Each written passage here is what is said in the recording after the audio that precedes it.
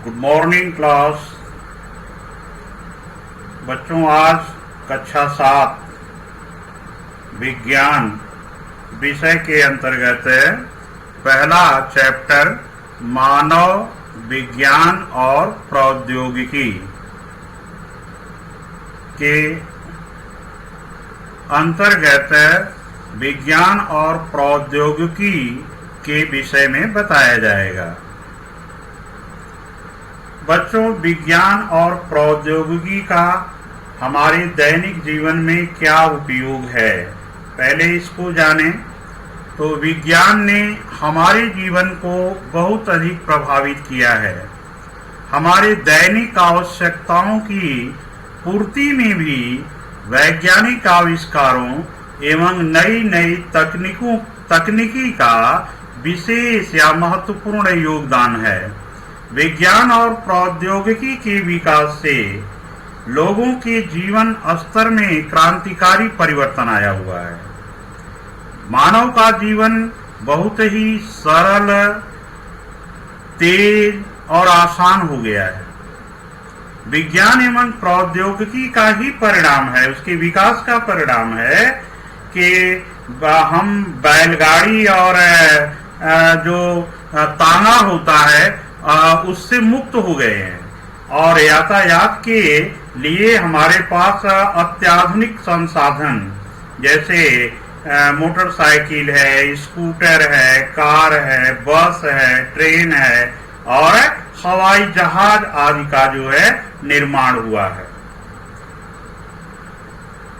विज्ञान और प्रौद्योगिकी का उदाहरण बच्चों, अगर हम दूसरा ये देखें कि अगर किसी भारी वस्तु को उठा कर ले जाना है, खींच कर ले जाना है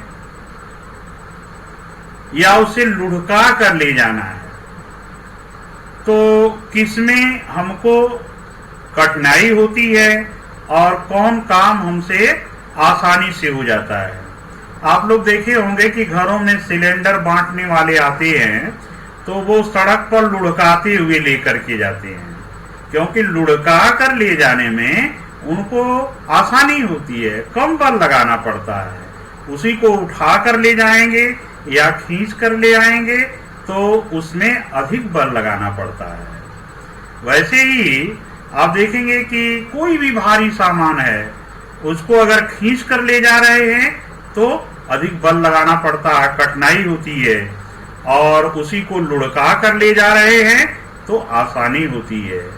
बच्चों, बैलगाड़ी पर सामान अधिक लाद दिया जाता है और बैलगाड़ी में पहिया लगा होता है जिससे बैल आसानी से खींच करके लेकर के चले जाते हैं, क्योंकि पहिया लुढ़कता हुआ चलता है, वह घसीटता हुआ नहीं चलता है। तो ये सभी चीजें जो हैं विज्ञान के नियमों एवं सिद्धांतों पर आधारित होती हैं।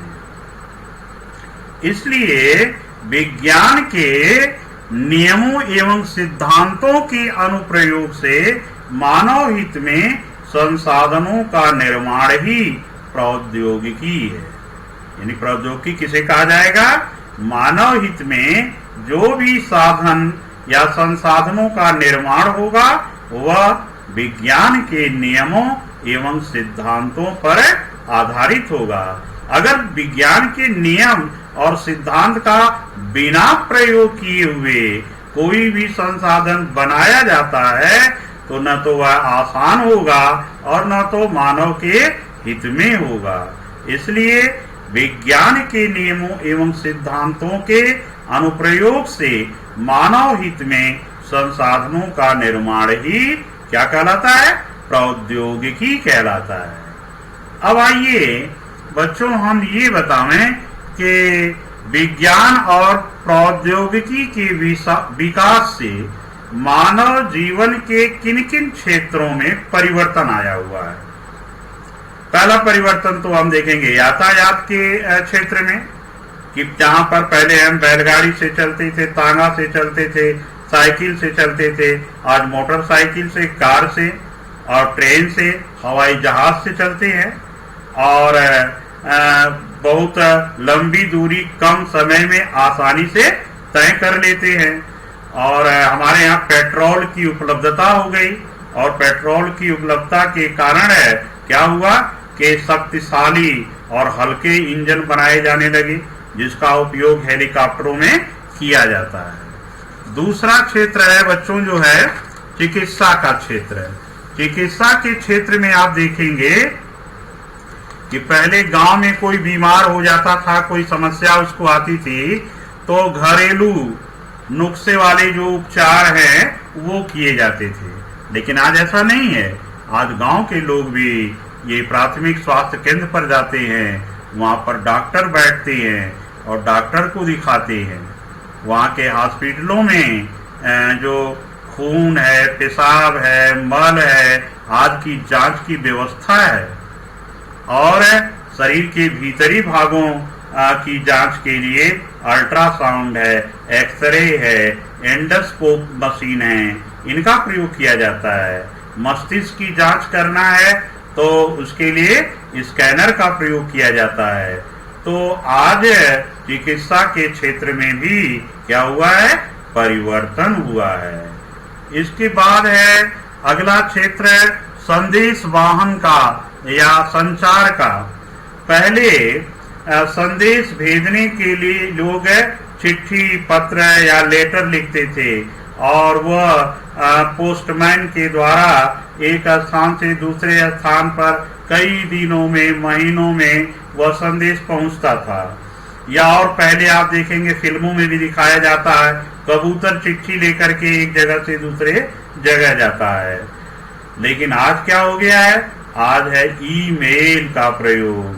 ईमेल का प्रयोग है। ईमेल के माध्यम से आप क्या करते हैं, बहुत कम समय में एक जगह से दूसरी जगह संदेश को भेज देते हैं। आज फैक्स मशीनें हैं जिनसे आपके संदेश भेज दिए जाते हैं। मोबाइल का प्रयोग है, उसके माध्यम से आप संदेश भेज देते हैं। कंप्यूटर का प्रयोग करते हैं। तो इस तरह से संचार के क्षेत्र में या संदेश वाहन के क्षेत्र में भी एक परिवर्तन हुआ है। बच्चों, मनोरंजन के क्षेत्र में हम देखें, पहले गांव में क्या होता था, घुड़सवारी है, शतरंज है, चौपाल है, ढोलक, हारमोनियम आदि बजाए जाते थे। लोकगीत वहाँ के होते थे, पारंपरिक जो है, और उसी से मनोरंजन लोग करते थे। कुछ गेम्स खेलते थे लोग जो है। लेकिन आज क्या है, घर में बच्चे जो है कंप्यूटर पर वीडियो गेम, मोबाइल पर वीडियो गेम खेल लेते हैं, और उनके लिए टीवी है और टेप रिकॉर्ड है। आज ये सभी जो है आज के जमाने में मनोरंजन के साधन हैं। प्रौद्योगिकी के क्षेत्र में बच्चों बहुत बड़ा विकास हुआ है हमारे देश में। यानी औद्योगिक कारखाने इतने अधिक खुले हैं कि हम विकसित देशों की लाइन में खड़े हो गए हैं। हमारे देश में स्टील उत्पादन के जो कारखाने हैं, जमशेदपुर, दुर्गापुर, भिलाई, राउरकेला, ये यहाँ पर जो है स्टील उत्पादन का कारखाना एस्टेब्लिश है। इसके अतिरिक्त विद्युत उत्पादन के लिए, जैसे जल से विद्युत बनाने के लिए हाइड्रो इलेक्ट्रिक पावर स्टेशन रियंद है, जहाँ पर आप जानते हैं कि पानी से बिजली बनाई जाती है। और कोयले से बिजली बनाने के लिए ये नेशनल थर्मल पावर स्टेशन बनाए गए हैं। यहीं पर आपके अनपरा में है, ओबरा में है, और ऊंचाहार में है, पनकी में है। तो यहाँ पर बिजली बनाई जाती है बच्चों। और भी हमारे परमाणु ऊर्जा से विद्युत ऊर्जा भी बनाई जाती है। जैसे नाभिकीय ऊर्जा से विद्युत उत्पादन के लिए ट्राम्बे, नरोरा, राणासागर, कल्पक्वम, यहाँ पर परमाणु यानी नाभिकीय ऊर्जा से जो है विद्युत ऊर्जा का निर्माण होता है। अब आइए बच्चों, आपको ले चलते हैं कृषि के क्षेत्र में। पहले हमारे देश में जो खेती होती थी वह बैल और हल के द्वारा होती थी। और बहुत धीमी गति से खेती होती थी। इतने संसाधन नहीं थे, फसल का उत्पादन उतना अधिक नहीं हो पाता था, सबको जो है खाने के लिए भरपेट अन्न नहीं मिल पाता था। लेकिन विज्ञान और प्रौद्योगिकी के कारण कृषि के क्षेत्र में बहुत विकास हुआ है। कृषि के नए नए आधुनिक यंत्रों का निर्माण हुआ है। ट्रैक्टर जैसे, ट्रैक्टर देखा आप लोगों ने? ट्रैक्टर के द्वारा खेती के सारे काम किए जाते हैं। और दूसरे कृषि के यंत्रों का निर्माण हुआ है। सिंचाई के संसाधन, पहले बच्चों जो है सिंचाई के लिए राहट का प्रयोग होता था जो है, अब आप लोग नहीं देखे हैं, नहीं जानते हैं, जिससे बहुत कम पानी कुएं से निकल करके खेतों तक पहुंचाया जाता था। ढेकली का प्रयोग होता था, लेकिन आज नहीं है। आज ट्यूबवेल है, पंपिंग सेट है, नहरें हैं, और इनके द्वारा जो है ये फसलों की सिंचाई की जाती है। और फसलों की उपज को बढ़ाने के लिए रासायनिक उर्वरकों जैसे यूरिया है, सुपरफास्ट है और एनपीके है, तो इनका प्रयोग होता है, जिससे फसल का उत्पादन अधिक होता है। फसलों को बीमारियों से, कीटों से बचाने के लिए कीटनाशक औषधियों का निर्माण हुआ है या उत्पादन होता है, उनका प्रयोग किया जाता है। उन्नत किस्म के जो है शोधित बीज तैयार किए जाते हैं। तो इस तरह से आप ये देख रहे हैं कि कृषि के क्षेत्र में आधुनिक कृषि उपकरणों, उन्नतशील बीजों, उर्वरकों, पर्याप्त सिंचाई के संसाधनों द्वारा कृषि की उपज में आशातीत बढ़ोतरी को ही हरित क्रांति कहते हैं। हरित क्रांति क्या है? यानी आधुनिक कृषि उपकरणों, सिंचाई के संसाधनों, उन्नतशील बीजों, कीटनाशक दवाओं के प्रयोग से फसल के उत्पादन में आशातीत वृद्धि को ही क्या कहते हैं? हरित क्रांति कहते हैं। हरित क्रांति के जनक बच्चों MS स्वामीनाथन रहे। कौन रहा है? MS स्वामीनाथन रहे। कृषि के क्षेत्र में बच्चों और भी अलग क्रांतियां हुई हैं, जैसे श्वेत क्रांति, दुग्ध उत्पादन, इसके जनक रहे हैं वर्गीस कुरियन। पीली क्रांति, तिलहन, सरसों जानते हैं ना कि उससे तेल निकाला जाता है, तो पीली क्रांति तिलहन उत्पादन। भूरी क्रांति उर्वरक उत्पादन, और नीली क्रांति मत्स्य उत्पादन, मछली का उत्पादन, इसमें भी बहुत बढ़ोतरी हुई है। एक आती है रजत क्रांति, अंडे की जो है ये आशातीत बढ़ोतरी जो है, इसको कहते हैं रजत क्रांति। तो ये रहा कृषि के क्षेत्र में परिवर्तन। अब है अगला शिक्षा के क्षेत्र में परिवर्तन। बच्चों, शिक्षा के क्षेत्र में भी विज्ञान और प्रौद्योगिकी का बहुत महत्वपूर्ण स्थान है।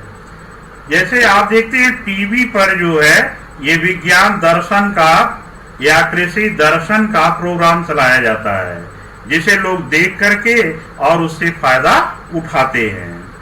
और बड़े बड़े प्रोफेसरों और शिक्षकों के जो शिक्षण कार्यक्रम हैं वो टीवी पर चलाए जाते हैं या यूट्यूब पर जो है लोड किए जाते हैं, और उन्हें जो है बच्चे घर में बैठ करके पढ़ते हैं और उसका लाभ उठाते हैं।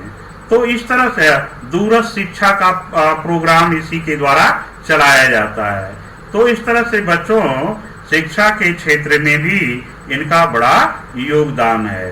तो इतने सारे क्षेत्र है, यानी यातायात का क्षेत्र, चिकित्सा का क्षेत्र और दूर संचार का क्षेत्र, मनोरंजन का क्षेत्र, औद्योगिक क्षेत्र, कृषि का क्षेत्र, शिक्षा का क्षेत्र, इन मनुष्य के इन सारे क्षेत्रों में विज्ञान एवं प्रौद्योगिकी के विकास के कारण अमूल परिवर्तन हुआ है, बहुत परिवर्तन हुआ है।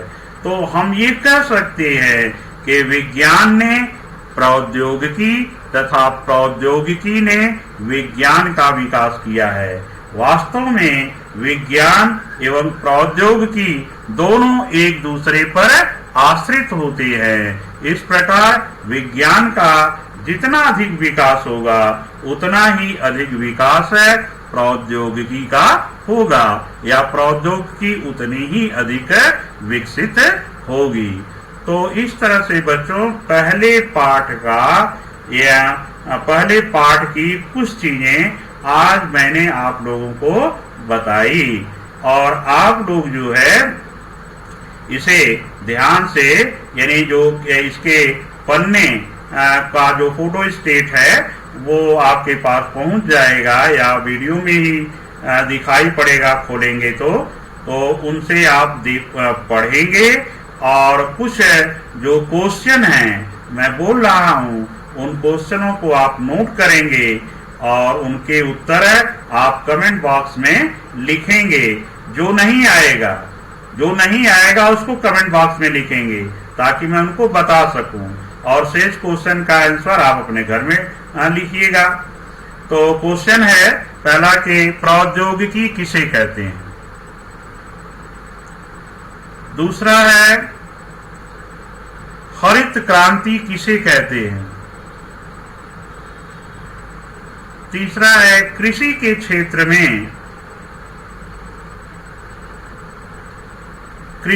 क्षेत्र में प्रौद्योगिकी का क्या योगदान है, और चौथा क्वेश्चन है कि प्रौद्योगिकी और विज्ञान में क्या संबंध है। नोट हो गया? तो बच्चों आप वीडियो को देखेंगे, सुनेंगे, पढ़ेंगे, लाइक करेंगे, सब्सक्राइब करेंगे। इसी के साथ आज का क्लास समाप्त होता है। गुड बाय, थैंक यू बच्चों।